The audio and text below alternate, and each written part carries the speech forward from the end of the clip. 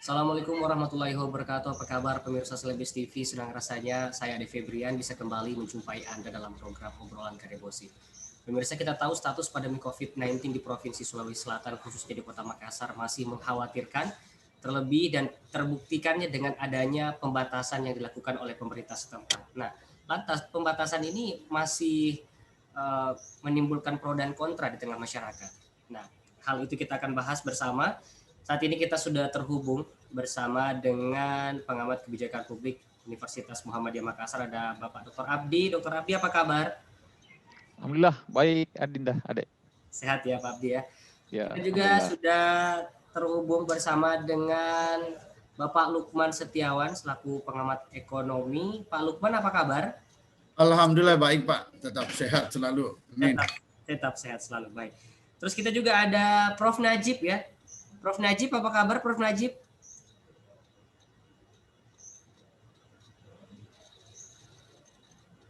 Di-unmute dulu audionya Prof. Najib. Alhamdulillah, sehat-sehat Pak Ade. Baik, sehat semua ya. Mungkin pertama saya ke Pak Lukman dulu deh, karena kita ini membahas seputar pembatasan yang dilakukan oleh pemerintah Kota Makassar yang hanya sampai jam 5 sore. Nah, kalau kita lihat segi ekonomi nih ya Pak Lukman, banyak sekali para pelaku usaha yang sedikit kecewa dengan adanya pembatasan ini. Karena belum lagi para pelaku yang memang usahanya mulainya itu petang gitu. Gimana nih Pak Lukman melihat pembatasan ini? Oke, terima kasih. Jadi kalau kita history dasar pemberlakuan PPKM ini adalah berangkat dari keputusan Menteri Dalam Negeri ya, Kepmen Dalam Negeri, yang selanjutnya ditindaklanjuti di dalam perwali dan seterusnya mulai dari gubernur dan ke perwali. Nah, kalau kita melihat dari aktivitas ekonomi, jadi kita belum cukup, artinya belum tuntas, belum selesai dari kondisi yang diterpa di sekitar Maret 2020 sampai saat ini, itu belum perekonomian, belum, walaupun kemarin dari hasil laporan untuk Sulsel dan Kota Makassar dari Q2Q-nya dan year to year-nya dalam pertumbuhan ekonomi, Q2Q-nya tumbuh, namun year to year-nya masih minus. Di dalam hal ini adalah pembatasan aktivitas ekonomi sampai ke jam 17.00 itu mengakibatkan tergerusnya pendapatan masyarakat, dalam hal ini para pelaku UMKM. Nah, histori dari sini, tapi ini kan kita melihat kemaslahatan secara keseluruhan. Nah, kalau kita lihat secara keseluruhan memang tujuannya adalah mencegah penyebaran COVID-19 ini, namun imbasnya itu adalah ke pertumbuhan ekonomi atau dampak usaha perekonomian masyarakat Sulawesi Selatan khususnya Kota Makassar. Nah, apa yang harus dilakukan?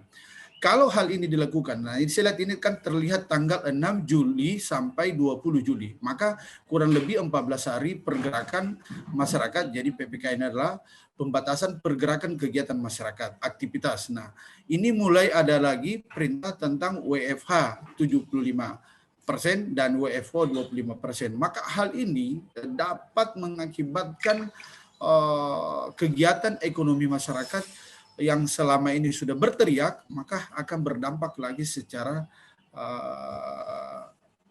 merata, khususnya pada posisi ekonomi masyarakat menengah ke bawah. Ini yang menjadi persoalan. Nah, regulasi yang ada ini maka perlu ada sinergi atau ada pembanding atau ada hal solusi yang diberikan oleh pemerintah dalam hal ini terhadap yang berdampak ini. Nah, pertanyaan, adakah anggaran untuk memberikan kontribusi atau memberikan semacam level penyeimbang kehidupan dalam hal ini untuk usaha utamanya dalam hal masalah pemenuhan kebutuhan sehari-hari. Ini yang perlu kita pertanyakan. Ada anggaran untuk memberikan semacam stimulus di dalam kurang lebih 14 hari terjadi pergerakan pembatasan masyarakat tersebut. Ini yang perlu kita diskusikan secara cermat tentang jangka waktu kurang lebih 14 hari ke depannya. Baik, terima kasih Pak Lukman. Saya ke Prof. Najib. Prof. Najib, ini kalau kita lihat PPKM yang diberlakukan oleh pemerintah Kota Makassar, yang ada pembatasan-pembatasan sampai jam 5 sore, terus ada juga larangan ibadah dan lain sebagainya. Kalau dari Prof. Najib melihat laju perkembangan COVID-19 sekarang ini, apakah memang patut kita lakukan pembatasan seperti ini, ataukah memang ada saran-saran lain dari Prof. Najib? Terima kasih. bicara tentang kelayakan perpanjangan di dalam surat edaran ini sudah disebutkan perpanjangan. Jadi artinya sebelumnya ini sudah ada kegiatan PPKM ini dilakukan oleh pemerintah daerah. Dengan perpanjangan ini sudah kita melihat bahwa itu memberi indikasi bahwa upaya yang dilakukan pada PPKM berikutnya itu tidak berhasil sesuai dengan tujuannya, dan itu juga menjadi indikasi bahwa penyebaran dan perluasan penyebaran dan penularan COVID ini tentu semakin meresahkan. Oleh karena itu perpanjangan PPKM ini merupakan tindakan tegas lanjut yang memang layak dilakukan oleh pemerintah kota, wali kota, dan itu antara lain disebabkan oleh karena status Kota Makassar ini masih termasuk dalam zona orange. Sehingga oleh karena itu pemberlakuan atau perpanjangan PPKM ini selayaknya memang dilaksanakan secara lebih tegas untuk bisa mencapai hasil yang diharapkan. Hanya ketegasan ini tentu sangat memberikan dampak yang sangat besar. Mulai dari poin 1 sampai poin terakhir ini memberikan dampak yang sangat besar. Katakanlah pembelajaran yang seyogyanya direncanakan bulan Juli ini terpaksa diundurkan sampai September, dan yang paling agak krusial di sini adalah dengan adanya poin 7 itu bahwa pelaksanaan kegiatan ibadah pada tempat ibadah di masjid dan lain-lainnya itu sementara waktu dinyatakan ditiadakan dulu, dan ini memberikan berbagai macam respon dari pihak masjid dan kaum muslimin. Baik, terima kasih Prof. Najib. Saya ke Dr. Abdi. Dr. Abdi, ini banyak sekali pembatasan-pembatasan kalau kita lihat surat edaran ya. Benar kata Prof. Najib di poin 7 pelaksanaan kegiatan ibadah ini ditiadakan untuk sementara waktu, dan ini memang menjadi hal yang sangat kontroversi mengingat sekarang sudah banyak kita lihat tempat ibadah yang sudah mulai ramai begitu. Apalagi nanti kita menjelang Idul Adha ini, Dr. Abdi. Kira-kira pandangan dari Dr. Abdi melihat pembatasan ini seperti apa? Baik, terima kasih. Adinda Ade, bahwa yang pertama saya ingin mengapresiasi sekira apa yang dilakukan oleh pemerintah Kota Makassar sebagai perpanjangan tangan pemerintah Republik Indonesia untuk tetap teguh melaksanakan peraturan yang ada, kemudian melaksanakan good governance publik dengan baik, saya kira dari perspektif pembuatan aturan dan kewenangan yang diberikan itu betul-betul sudah dilaksanakan dengan baik. Dengan terbitnya misalnya perwali nomor 443.01 ini tahun 2021, saya kira menunjukkan juga bahwa pemerintah Kota Makassar sudah mewujudkan kepastian hukum dari negara atau bangsa ini ke pemerintah Kota Makassar.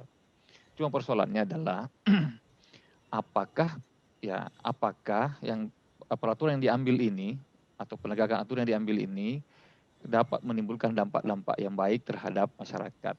Seperti sudah diungkapkan oleh Prof. Najib misalnya tadi terkait dengan pasal yang sangat saat ini menjadi liar ya, dipertentangkan oleh masyarakat Kota Makassar 1-2 hari ini ketika terbitnya surat edaran ini, menimbulkan beberapa persepsi ya, informasi-informasi liar dan tanggapan liar dari masyarakat atau publik terkait dengan langkah-langkah yang dilakukan oleh pemerintah. Misalnya ada juga yang ingin membandingkan antara edaran nomor 7 dengan nomor 10, katakan seperti itu. Yeah. Di nomor 7 peniadaan kegiatan ibadah. Kemudian nomor 10 tetap membuka usaha ya, usaha misalnya hiburan, kemudian warung kopi, karaoke. Walaupun itu juga sesungguhnya masih dipertanyakan terkait dengan signifikansi peningkatan atau dampak-dampak ekonomi yang akan timbul dari kebijakan yang diambil ini.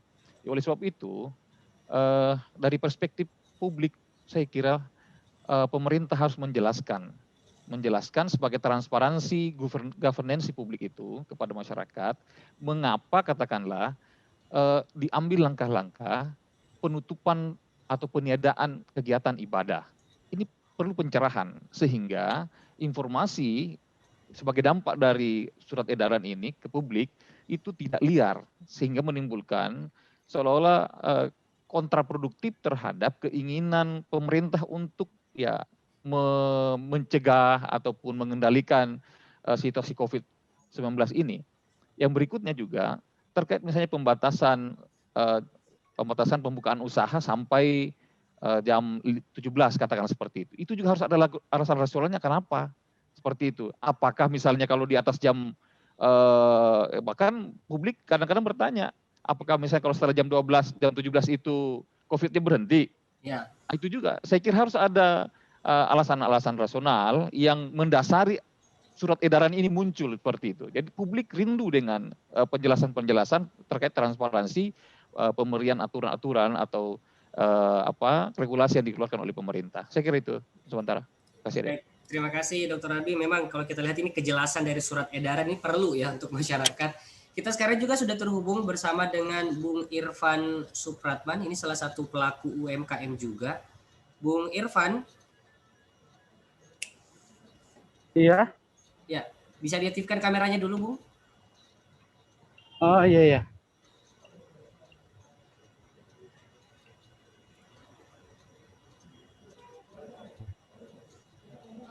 Baik, ini Bung Irfan adalah salah satu pelaku UMKM ya yang ada di Kota Makassar. Kalau kita lihat surat edaran nih Bung Irfan ya, di poin keempat, kegiatan makan minum di tempat umum, warung makan, rumah makan, kafe, pedagang kaki lima, lapak, jajanan itu juga dibatasi hingga jam 5 sore. Nah, Bung Irfan selaku pelaku UMKM melihat pembatasan ini, apakah memang berdampak positif kah ataukah memang ada semacam kekecewaan gitu dari para pelaku UMKM yang mewakili ini? Bung Irfan silakan. Kalau kecewa sih ya nggak terlalu juga sih Pak. Cuman kalau dari segi pendapatan ya mungkin ya lebih kurang Pak dari sebelumnya. Kalau misalkan kecewa sih ya memang agak kecewa. Cuman kalau dilihat dari kondisi sekarang kan mau tidak mau ya kita ikut aturan Pak ya. Dengan kondisi seperti ini COVID. Baik Bung Irfan, ini Bung Irfan kan pelaku UMKM, memang usahanya ini dimulai jam berapa, dari jam berapa ke jam berapa ini Bung Irfan? Dari jam 9 pagi. 9 pagi. Biasanya sebelum pembatasan sampai jam berapa? Sampai jam 10. Sampai jam 10. Sekarang hanya bisa sampai jam 5. Jadi memang cukup banyak sampai waktu gitu ya Bung Irfan ya? Iya Pak, betul. Untuk karyawan atau mungkin orang-orang yang bekerja di tempat Bapak sepertinya sudah ini apa normal gitu atau memang ada pengurangan? Oh, kalau untuk karyawannya kan saya pakai karyawan itu cuma 1 orang Pak. Oke. Jadi misalnya nggak ada pengurangan. Oh, artinya memang dari segi pendapatan saja ya Bung Irfan ya? Iya Pak, betul.